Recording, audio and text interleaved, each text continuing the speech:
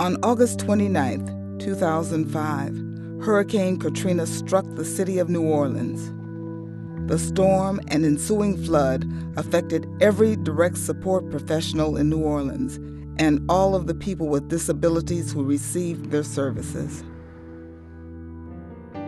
We had staff take folks with disabilities with them and their families. And these were entry-level staff. They took it upon themselves to take care of people in the darkest hours. And it was in the darkest hour for them, yet there they were helping others. And I will never, ever, ever forget that. The people with disabilities supported by Volunteers of America made it out of the city safely, but not everyone was as fortunate. An estimated 90,000 people were still in New Orleans when the hurricane made landfall. I've seen a lot of stuff on TV about why didn't folks just go? How did they end up at the Superdome or the convention center? Well, you end up there because you don't have a car. You don't have a car because you don't make enough money to make ends meet. Or you don't have a car that will drive, 8 or 10 hours to get away from the city, or sit in traffic for 8 or 10 hours on the interstate in gridlock when you're supposed to be leaving to higher ground. As with previous evacuations, people thought they would be returning home after 3 days. But this was not the case. That Monday morning when we got up, started watching TV, and to our surprise, we were shocked when we saw that, there was no more in New Orleans. Supporting people during the ongoing evacuation, as well as supporting family members, created new financial burdens for DSPs. Many used personal credit cards and spent their savings taking care of the people they supported. By this time, our staff, they were ragged, but they kept plugging away, and they kept doing their job, even though I can't even begin to imagine what might have been going through their minds about what's happened to my husband, my sons, my daughters, my grandchildren. One DSP, supporting a man who used a wheelchair, tried valiantly to save his friend. Indeed, the direct support worker and the person who used the wheelchair did not evacuate from the house. As the water rose, they tried to go up into the attic, and they couldn't get there. Chad was like my little brother, a big-time prankster. Chad caught a cold, a simple cold from one of his frat brothers. He checked himself into the hospital. I was there with him, and he just got sicker and sicker. His medical records were at Tulane Hospital, which was flooded, so no one had a blueprint of what to do for him. As a result, his lung collapsed, and he passed away on that Monday. When the nurses came to clean him up, I didn't let him. I wanted to do my job. I'm still struck by how many of those folks stayed with us. And these folks were there, and they were putting other people before them and their own families. And it still just makes me emotional to think about how blessed we are. Being responsible for a number of people during this crisis, vulnerable people, many with high support needs, added stress to workers already exhausted.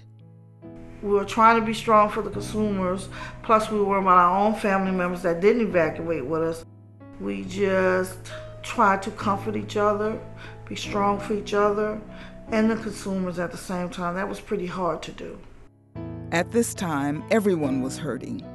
Community and family ties were strained. The people whose very job was to provide support were now those in need of support. It was really hard on me, trying to keep it together. I couldn't break. If I broke, then my staff would have broke, they would have panicked, then my consumers would have panicked, and, we would have fell apart, so. As the floodwaters receded, people slowly returned to New Orleans.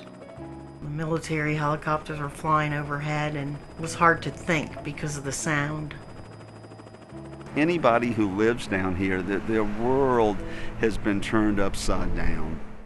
The smell of the city as we arrived was unbearable. It smelled rotten. The whole city smelled rotten. Everything that the water touched was dead. You didn't want to breathe. I lost everything I had. It was terrifying to come back to see that I have nothing to go back to and nowhere to go. This used to be a nice neighborhood. Not now.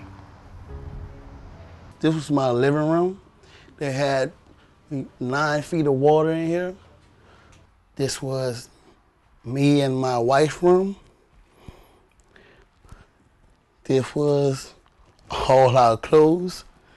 The damage from up here, it wasn't, maybe a couple pieces of the ceiling was down, a couple pieces of the wall was down, but everything else was from people coming in here, looters coming in here. Just took what they wanted to take. An added role for direct support professionals was finding housing for the people they supported and for themselves.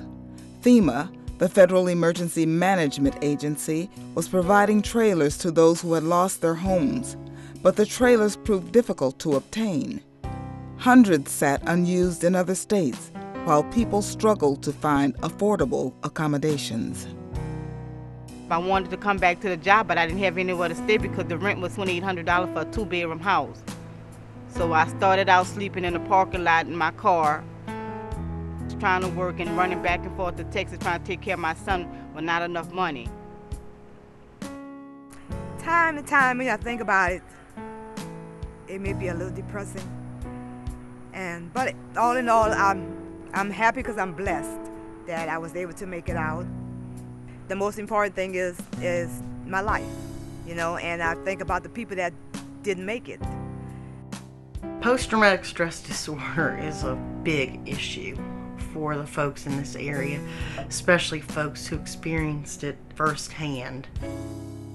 The loss people experienced at this time was profound, but the need to go on and the sheer scale of work in rebuilding homes and communities provided focus. For DSPs who returned to New Orleans, moving on often meant working more than one job while trying to rebuild their lives. The 17th Street Canal brought about 12 feet of water in the area, 10 of it coming into my house. I was okay with it up until I had to gut out my children's room. With so many workers unable to return to New Orleans, the duties of direct support professionals multiplied.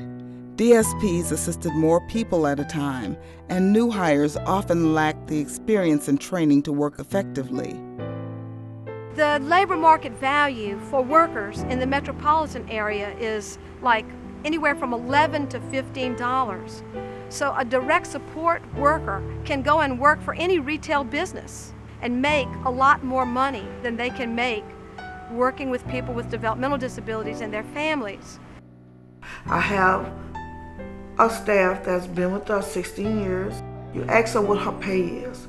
It is $7.45 an hour after 16 years. That's not right. You know, she gotta love what she do. We here in New Orleans need to keep reminding ourselves that we are in this for the long haul. We all tend to think in terms of days and hours, and this is 10, 15, 20 years. For the approximately 750,000 people working as direct support professionals nationally, the pay is extremely low, especially when considering the high level of skill and responsibility required. There is a career path for DSPs with opportunities for advancement, but such options are not available in all agencies and communities, and many DSPs enjoy the jobs they have. You know, some people say, well, you can't do better, you know, you should go back to school. Some people actually love what they do. This hurricane has made it abundantly clear to us, if it wasn't clear before, that direct support professionals have got to be recognized as the important part of the labor force that they are. To fulfill the promise of making our communities welcoming places for people with disabilities, it will require a well-trained workforce of committed direct support professionals who receive livable wages. Is this going to be a better city for people with disabilities? I hope so.